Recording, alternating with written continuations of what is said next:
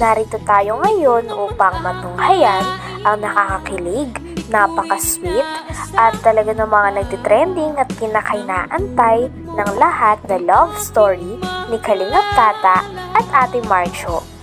Sa pagpapatuloy ng ating istorya ay naganap na nga ang pinakauna at simulang vlog ni Kalingap Tata at Ate Marjo o Tambalang Marta.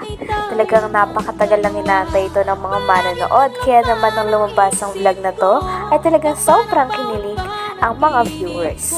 Unang parte pa lang ay nahanap na ni Kalingap Tata ang bahay nila Ate Marjo at hinaranan niya na agad ito.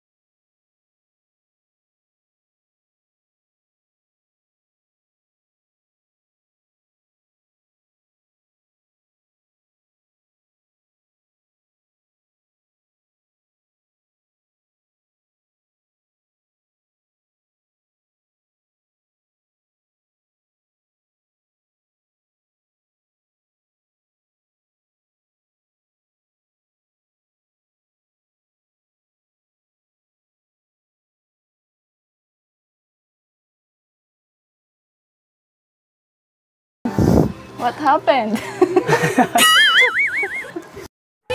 Grabe at kitang-kita nga kay Ate Marjo na habang kinakantahan siya ni Kalingap Tata ay grabe at kinikilig din ito. Sabi naman ni Kalingap Tata ay kinakabahan daw talaga siya at di niya maintindihan ang kanyang nararamdaman nang nakita niya muli si Ate Marjo, kaya daw parang medyo kinakabahan siya sa kanyang pagkanta, habang si Ate Marjo naman ay chill-chill lang. Pagkatapos naman ito ay sinurprise ni Kalingap Tata ng flowers si Ate Marjo. Nang nakita ni Ate Marjo ang flowers na ito ay grabe din ang kanyang saya. Grabe na din talaga magpakilig si Kalingap Tata at sabi pa nga nila ay bagong gising lang daw noon si Ate Marjo kaya inantay pa nila. Para sa'yo, Jo. Ganun. Thank you.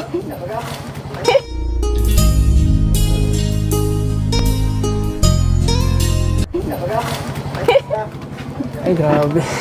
Kumusta ka na, Jo? Okay lang ah. Kagigising lang. Minsan na sa kanta ko, medyo kinabahan ako. Nakita kita eh. Grabe yung kaba ng puso ko eh. Ganun? Kanina hindi pa ako kinabahan. Nung nakita, grabe yung kaba ko. Oh? Baka di pa kayo kumain. Bakit mo nahulaan? Ha? Di pa nga kami kumakain eh. Sa kahintay sa'yo. Ang tagal kaya pa Sa ako dalawang tulog oras kami naghintay sa'yo eh. Sabi ng mama mo yan kanina. Kasi natutulog ka pa daw. Oo nga. Natutulog talaga. Pasensya na sa pang-istorbo namin sa'yo. Nagustuhan mo ba yung kanta ko kahit kinabahan ako? Oo naman. Ngumiti naman ako. Wow, grabe. Grabe at first vlog pa lang ay talagang may pabanat na si Kalingap Tata na talaga namang nagpakilig kay Ate Marjo, lalo na sa mga manonood. Nakita niya kasi na hawak-hawak ni Ate Marjo ang kanyang aso, kaya tinanong niya ito. Sabi niya, "Marjo, aso mo ba yan?" Sabi naman ni Ate Marjo, "Oo, bakit? Gusto mo na rin ba maging aso?" Sabi naman ni Kalingap Tata ay oo, para maalagaan niya din si Kalingap Tata. Nang narinig naman ito ni Ate Marjo ay grabe ang tawa niya at kinilig din talaga si Kalingap Tata. Talagang umpisa pa lang ay kinikilig na rin ang mga manonood dahil ito ang kanilang pinakahinihintay ilang araw na. Pagkatapos naman nun ay hiniling naman ni Kalingap Tata na baka kung pwede nang lumabas si Ate Marjo sa kanilang bahay nang sa ganon ay mas maging maayos ang pag-uusap nila. Ha?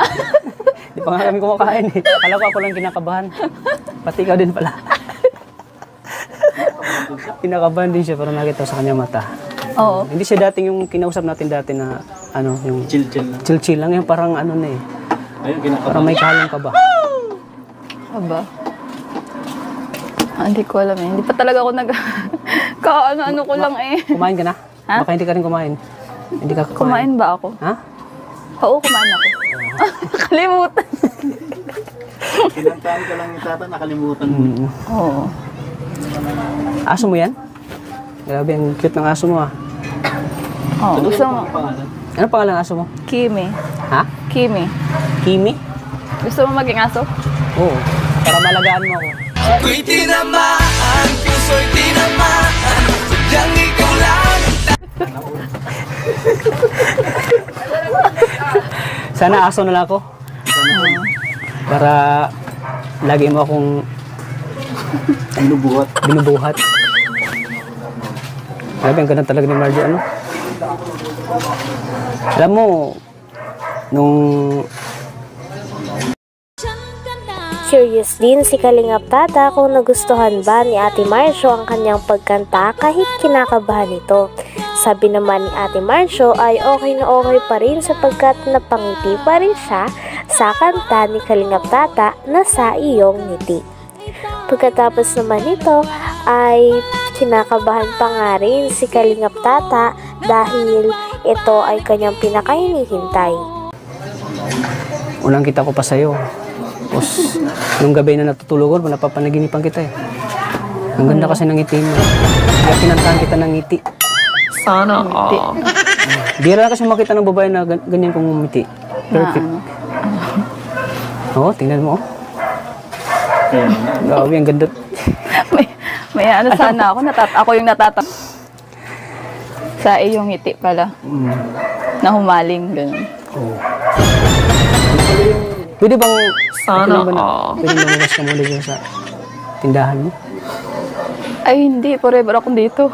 Hindi ako labas, yun lang. Pwede bang makausap kita dito sa labas? Okay lang sa'yo? Ha? Nabulan na tuloy ako. Hindi ko alam yung nararamdaman ko eh. May akalong kabahan na alam mo, sobrang saya ko ngayon. Ano, Marjo, na nakita kita ulit. Nakita ko yung kagandahan mo. Ilang buwan ka na bang hindi mo nakikita? Sana all. Ay, halo. Pagkatapos nga ng napakatagal na paghihintay ni Kalingap Tata simula nung unang vlog pa lang nila, ay sa wakas lumabas na si Ate Marjo sa kanyang tindahan.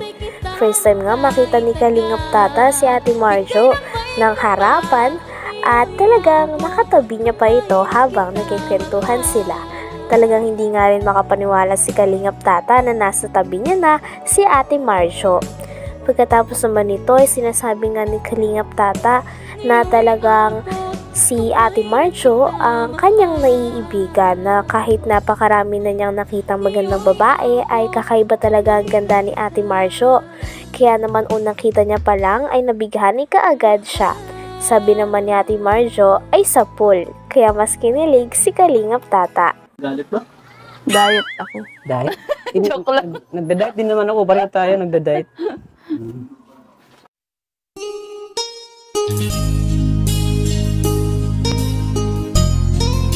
Grabe.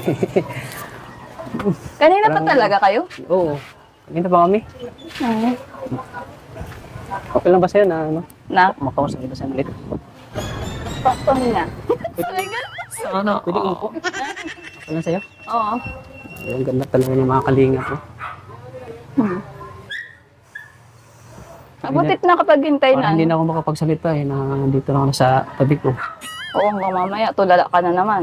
Sabi do, si ni Bakit Kuya. alam mo? Sino sabi na tulad ako? Kuya, ano? Bakit Sino alam yun? nila?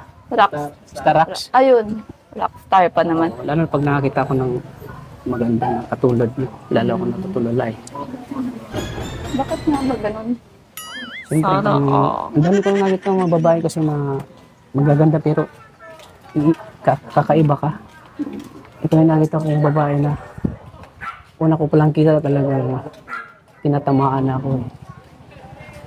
Sa pool. Sa pool. Ako'y tinamaan, puso'y tinamaan, sadyang ikaw lang. Grabe at unang vlog pa lang ay sobrang nakakakilig na talaga at bagay na bagay si Kalingap Tata at Ate Marjo. Hanggang dito na lamang muna ang ating nakakakilig, napaka-sweet at talaga namang sobrang nagtitrending na love story ni Kalingap Tata at Ate Marjo. Maraming salamat sa inyong panonood. Bye!